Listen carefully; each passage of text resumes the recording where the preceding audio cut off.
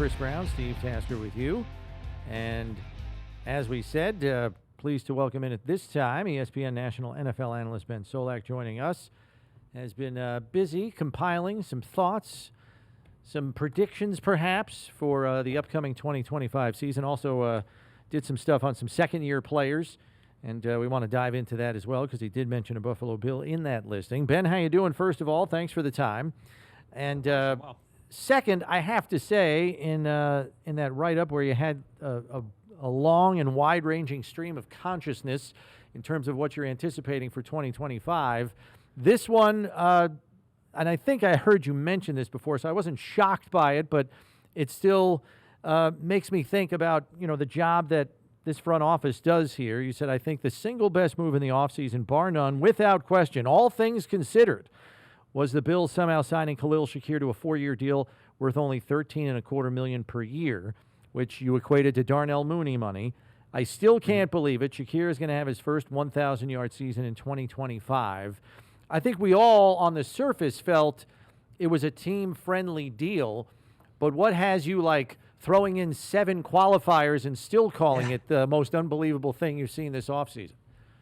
Well, it's because the offseason is so wide-ranging, and you have drafts, and you have moves, you have picks, you have trades, you have free agents. So, everything considered, I just still can't get my head around it. The Rams signed Tutu Atwell for 1 year, $11 million to be a field-stretching wide receiver 3 who will occasionally go games without a target, without a catch, right? The Jaguars, 1 year, $10 million, De'Ami Brown to be the same thing, right? A field-stretching wide receiver 3.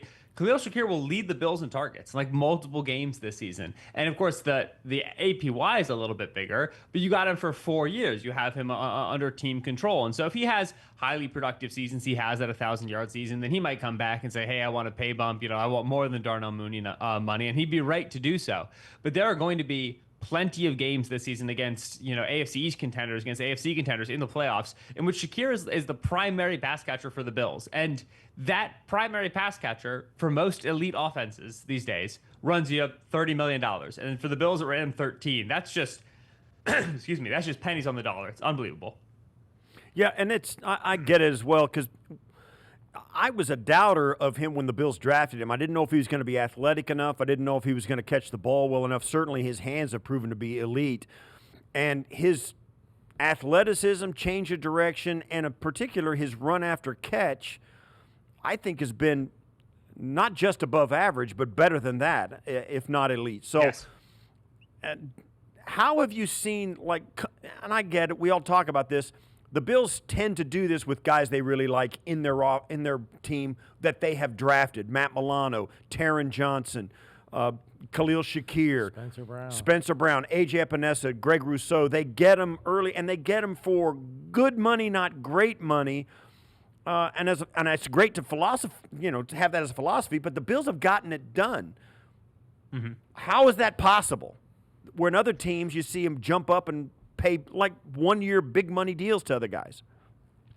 So I think we throw the word culture around a bunch, and I think it can be confusing to figure out what exactly culture means sometimes. But when I see a team that's really good at extending their players before their current contracts expire, still at a competitive market value, even if I still think they're getting, really good returns relative to what a Shakir-like player might get from another team or what Shakir might himself get in the open market.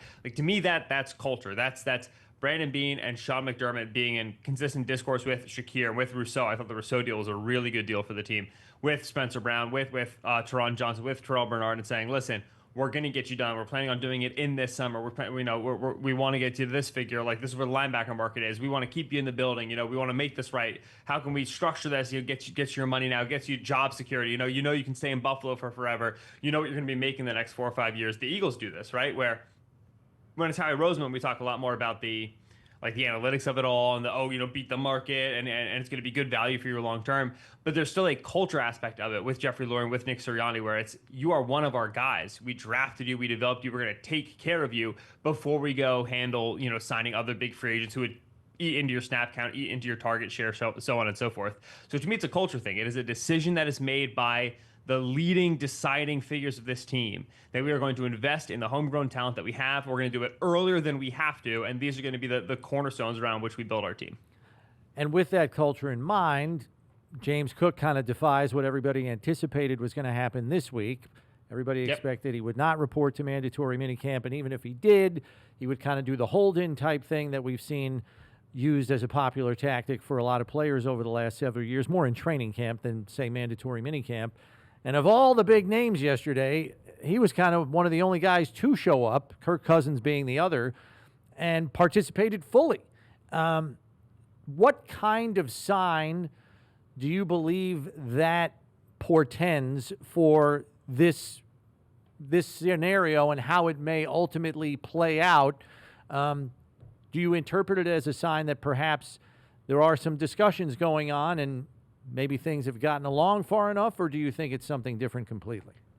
So I think it is, as James Cook himself said, which is, I like my money, right? I'm not trying to take fines for missing mandatory minicamp when, he's not been on the biggest contract as a second-round pick at running back over the last 4 years of his career. And so to me, the clear reason is because he didn't want to take the fines. Now, I do think that if he and the Bills were a mile apart and negotiations were toxic and things weren't going well, you could have seen him, I think, more likely to hold in, like show up and not participate, see him not come at all and start demanding trade, this, that, and the other thing. So I do think it's a good sign. I just don't think it's like, oh, he's there because an extension's coming tomorrow. I think it's more so the fine thing. I talked a lot about, the goodness of extending these young players. Running back as a position is the exception to the rule, because when you're a running back and you have a good season, you have to try to get paid immediately, because the moment you get a little bit banged up, the moment Ray Davis starts to look a little bit good, like your value just plummets. That position is so frail for the top of the market that when you are in your mid-20s and you're off of a great season, you gotta get paid right then, because it can fall apart so quickly. And so I think their approach is generally good. I think just running back is a hard position to get that done at because of the nature of the position. Yeah. Is that changing? Is the market for the running backs changing? The value? I mean, because you see teams like Baltimore with Travis Henry, Derrick Henry, and you see Philly with Saquon. They both got monster deals and some extensions, some extra money. But the league is still a passing league first at the moment, although the pendulum is starting to swing back. Do you see the market for running backs changing at all? Obviously, everything's going to go up, but is the value going to go up? So I think the first thrust is there. I think the first changing of the winds is there. However, the trepidation, the uncertainty that teams have with the running back position is, okay, so you're good and you're young, so we give you a bunch of carries and then we pay you because you were very good and you're young and you have another 3-4 years. But then it turns out that your cliff, that you fall off, that age cliff, that tread on the tires cliff, that overusage cliff, it comes a lot earlier for running backs than it does for quarterbacks, wide receivers, tight ends, etc., because of the hits that they take. So you bring up Saquon and Derrick Henry. It's important to remember that the offseason previous, actually it was really in-season trade deadline, the 49ers acquired Christian McCaffrey. He was an integral piece of their Super Bowl offense, right? People always talk about the Brock Purdy of it because Jimmy got hurt and Brock went in and oh my gosh, what a guy this was. But McCaffrey was really, I think, the biggest gear that turned there in terms of unlocking that offense, making it a Super Bowl caliber offense. He has over 400 touches over the course of that season, McCaffrey does, gets a big extension, and then he can't go the next season because his calves are just too tired. Like they're just too tired. He had double Achilles tendonitis. Like it was just, there's so much wear on those tires. And so it's not that Saquon and Derrick Henry and Josh Jacobs for the Packers were good acquisitions this past offseason, because they were. And then Henry and Saquon got their extensions. They deserve them. It's, okay, can Saquon and Henry continue to produce at 28, 29, and 30, right? Derrick Henry is the first running back over the age of 30 to rush for 1,900 yards in a season. He just did it last season. So if more guys can extend their career into their 30s and still be really productive, really valuable on the second contract, then you'll see the tide totally shift. So we're at the beginning of the change. The change hasn't happened yet. Yeah, not enough examples, right? You highlighted Patriots versus Bills in week 5, I think, as one of your 9 interesting schedule features. Naturally, it's the Stephon Diggs return to Buffalo in a different uniform for the first time. Fortunately for him, it comes in the first half of the season before his legs tend to inevitably go, which has been around week 9 the last 3 seasons, where his production drops off considerably.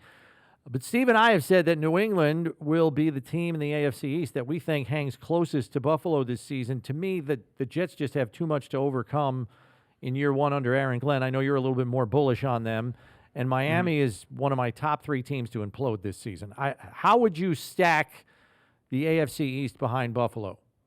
Yeah, I think that's the correct order. I'm very Jets interested because I've always been a big Aaron Glenn guy and I've always been a big Justin Fields guy, and now they're here together and it's like, all right, great. If you make me look at the rest of the roster, it's we got some defensive positions that are going to require some changes. We don't have a lot of weapons after Garrett Wilson, and so like the Jets I think are going to be better than people expect, but they're still like, you have to remember, Glenn came from that long-term rebuild there in Detroit. Their new GM, Darren Moogie, came from Denver, where they tried to do a really fast turnaround with Russell Wilson. It didn't work, right? So I think they're going to be patient. I think they're going to be impressive, but not necessarily like a win column impressive, just like, oh, this team is more put together than we thought. New England is the team, to me, that can take that year two leap with Drake May, that first year of Mike Vrabel, adding a lot of professionalism to that room, raising the floor of that room.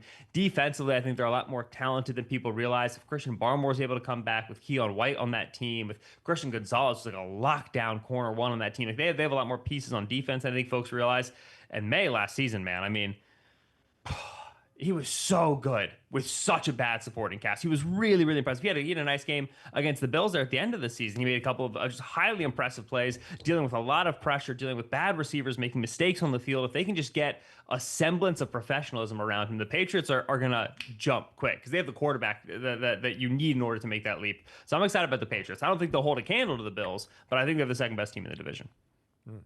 And then the other team I was looking at, I mean, you had the Raiders and Bears as two of your most improved teams, and I get the head coaching bump for both teams, and the talent level's been improved for both, but I kind of see them in a similar light to the Jets, but more because they're playing in two of the most competitive divisions in the league. I mean, NFC North, AFC West. I mean, the whole list of coaches in the AFC West is a Hall of Fame list, pretty much. I don't know if it's going to be reflected in the win column for the Raiders, even though they might be appreciably better. Yeah, I hear you. I also would say go and look at those Antonio Pierce Raiders teams, which are not good teams, and look at how they played against the Chiefs, because they were consistently right up there against them, beat them that one time as well in that very emotional game for Antonio Pierce. Good divisions raise you up. They fire you up, right? Like even you go watch Caleb Williams and that terrible Bears team with Matt Eberflus last year against the Packers, playing them close field goal games, against the Lions, playing them close till the fourth quarter blew up. Like the Vikings, right? They were in a tight game with the Vikings. Good divisions will raise your tide. They will raise your floor, because the first thing a team does, talking about June, July, is you start planning, okay, how are we going to attack our division? How are we going to win these 6 games we need to win? How are we going to get that automatic playoff qualifier by winning this division? Like, that's the first obstacle. It's always in front of every single team. So when you look at Lions, Packers, Vikings, or when you look at Broncos, Chargers, Chiefs, you realize, all right, like, we have to get very serious about these rivalries and reaching the level of these teams if we want to compete in our division and then our conference, so on and so forth. And so good divisions make for bad win-loss records for those final teams. I agree with you, but they also draw out the best in you. They also draw out the competitiveness in you. I think Pete Carroll is very well equipped to deal with that with the Raiders specifically, and then with Chicago, hopefully Ben Johnson does the same. When you talk about, you said you're Jets interested because you've liked Aaron Glenn. I played against him as a player. He was a really tough competitor. I got a lot of respect for the guy. I know he can really be a good leader. And then Justin Fields coming over from Pittsburgh, and I don't know Justin Fields, but you can always feel like he's washing his hands of what happened in Pittsburgh. He went 4-2 in the first 6 games, never saw the field again, and he's like, "What are you talking?" So. Even though it came out that the Pittsburgh wanted him to stay, he wanted out. Spin it all positive, how good could it be in Aaron Glenn's first year as the Jets head coach? Yeah, the frustration with Justin Fields is that every offensive coach he has had to this point has wanted to dabble a little bit in the QB run game, but not live and die with it. And when you have a quarterback who's like a Russian quarterback, a true dual threat player, you have to sell out for this offense. You have to be all in, the baby in the bathwater, the whole kit and caboodle. Like, you have to build the ship around gun running and having multiple backfield options and having RPOs and having read options. You think about what Greg Roman did for Lamar Jackson. You think about Cliff Kingsbury and that offense for Jaden Daniels last year. All these RPOs, all these bubble screens behind inside zone. They build the whole plane out of the idea they can play 11-on-11 football. And in those 6 games that Justin Fields played for Arthur Smith in Pittsburgh, they're running, West Coast offense, 3-step quick game stuff just in the pocket. And it's like, okay, like, obviously, we'd like for the guy to get better at this. He needs to be able to do this in order to be a 3-down player in the NFL and be a good quarterback. But this is not where his bread is buttered. You got to meet him where he is and then kind of try to build onto the offense on top of that, right? That's why I think Fields did not want to go back to Pittsburgh, because Pittsburgh never put in his hands the offense that would make him successful, much like Matt Nagy with the Bears never really put into his hands the offense that would make him successful. When you hear Aaron Glenn talk about Justin Fields, Aaron Glenn refers back to the games which he was the coach of the Lions, in which Justin Fields just killed him on the ground. He had like 70 rushing yards, 80 rushing yards, 90 rushing yards, because they played all this man coverage. He would break the pocket, and he would demolish them in the second and the third level. I think they very clearly know that if they're going to get the best out of this player, it is going to be with having him carry the ball 7 times, 8 times, 9 times. And unlike a Lamar Jackson, unlike a Jaden Daniels, whom you fear he will accumulate too many hits and it'll beat him up. No, he's more of the Josh Allen, Jalen Hurts mold, where this is a big dude. He can dole out some contact. He can take on some contact. And so I think we're going to see designed run and scramble both move up for Justin Fields in terms of frequency more than he's done it in his past iterations. And that's going to just inherently raise the floor of that Jets offense. That's why I have that rosy projection. Talking with ESPN national NFL analyst Ben Solak. Last one from me, Ben. Liked your analysis of the new regular season overtime rules, which now are identical to the playoff rules. For those who don't remember, each team gets at least one possession no matter what. But the strategy behind the coin toss and taking the first possession or deferring is really going to be interesting here. I know we don't see overtime a ton in the regular season, but still in all, it's going to be very interesting to see what the approach is should such games unfold here somewhere between September and December. Yeah, it's not a big deal because it's not going to occur enough. But when it occurs, it's going to be a big deal because much like in that Super Bowl against the Chiefs against the 49ers, making sure your team understands it and understands the context behind it and why you're making these decisions is going to be important. There is, at first brush, a big advantage to the team with the ball second. The team defers and they receive the ball because you know what deficit you need to cover, right? Everybody's getting one possession, so you're going to receive the ball. The game will either still be tied, or you'll be down by 3, you'll be down by 7, maybe you're down by 8, and you'll know what you need to do. So you can use all 4 downs. You can say, okay, we have to go for this 4th and 4. On 3rd and 10, we know we're going for it on 4th down. Let's only go pick up 7 yards. It gives you more flexibility on offense because you know you're using that 4th down. However, if we get to the end of sudden death and the game is still tied, then being the team who got the ball first means the team who get the ball third. And now if you score, you win, right? Back to the first rules, back to the way of beginning. Any points on the board, and lo and behold, we're winning the game here. So there's a push and pull that speaking to analytics staffers across the league, they are still calibrating to. A lot of it depends on who's on the other sideline. How do they like to behave? Are they more aggressive? Are they more conservative? And so this is not a solved overtime format yet. And yeah, the results of 1 or 2 regular season games affecting playoff seeding, how it prepares you for the playoffs, it might end up being a big deal depending on the overtime games that we get. Last one from me, Ben. Give me, you cover the league, you see all the teams, you think about them. Give me 2 favorites for the Super Bowl, 1 from each conference, and then give me 2 teams that maybe nobody gives a chance that you think they got an outside chance of getting there. Yeah, so I think the Buffalo Bills are the best team in the AFC. I think that I'm sick and tired of saying like, oh, if this is the year for Buffalo, because I know everybody's sick and tired of hearing this, and it's very difficult to go to the playoffs every year and continue running at the same wall. I think they're so unbelievably deep. I think the Chiefs are about as weak as they've been in the last several years. Bengals don't scare me the way they used to. Ravens, I think, are still definitely up there, but Buffalo would be the team for me that I would say leads the pack right now in the AFC.